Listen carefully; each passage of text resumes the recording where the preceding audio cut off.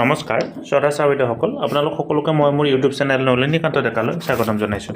ছাৰ-বাইদেউসকল, এইটো এটি বিশেষ WT মেছেজ 27/3/2024 তাৰিখে ফাইনেন্স এছাম দিছপুৰৰ তৰফৰ পৰা অহা এটি বিশেষ WT মেছেজ আৰু অল ট্ৰেজাৰী অফিচাৰ প্ৰত্যেকটো ট্ৰেজাৰী অফিচাৰলৈকে অহা এই WT মেছেজটো আপোনালোকে চাবৰ কাৰণে চেষ্টা কৰক। ইয়াতে এইটো কথা বিশেষভাৱে কোৱা হৈছে যে কি যিমানবিলাক চেক আছে বা বিল আছে সেই চেক আৰু বিলবিলাক লোৱাৰ লাষ্ট ডেট ফিক্স কৰা হৈছে 29/3/2024। ইয়াৰ আগতে এইটো 22/3/2024 ফিক্স কৰা হৈছিল। এতিয়া এইটো 29/3/2024 তাৰিখ ফিক্স কৰা হৈছে।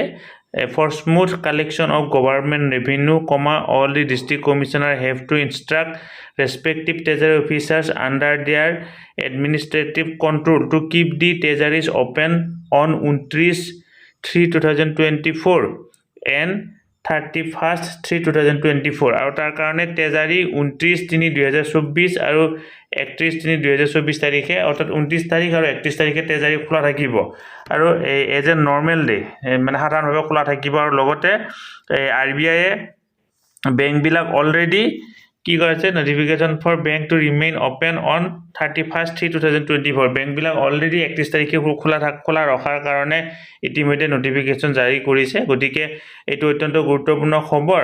বেংক 31 তাৰিখে খোলা থাকিব আৰু ট্ৰেজাৰী 29 তাৰিখ আৰু 31 তাৰিখে খোলা থাকিব। গতিকে আৰু বিল বা চেক যিবিলাক আছে সেইবিলাক ৰিচিভ কৰাৰ কাৰণে লাষ্ট ডেট বা ট্ৰেজাৰীয়ে সেইবিলাক ৰিচিভ কৰি অপেন কৰাৰ কাৰণে লাষ্ট সময়সীমা 29/3/2024 তাৰিখ ধাৰ্য কৰি দিছে।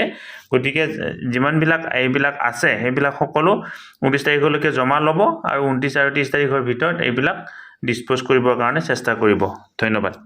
শ্ৰদ্ধা ছাৰ-বাইদেউসকল, নলিনীকান্ত ডেকা নামৰ ইউটিউব চেনেলটো হৈছে এটি শিক্ষামূলক ইউটিউব চেনেল।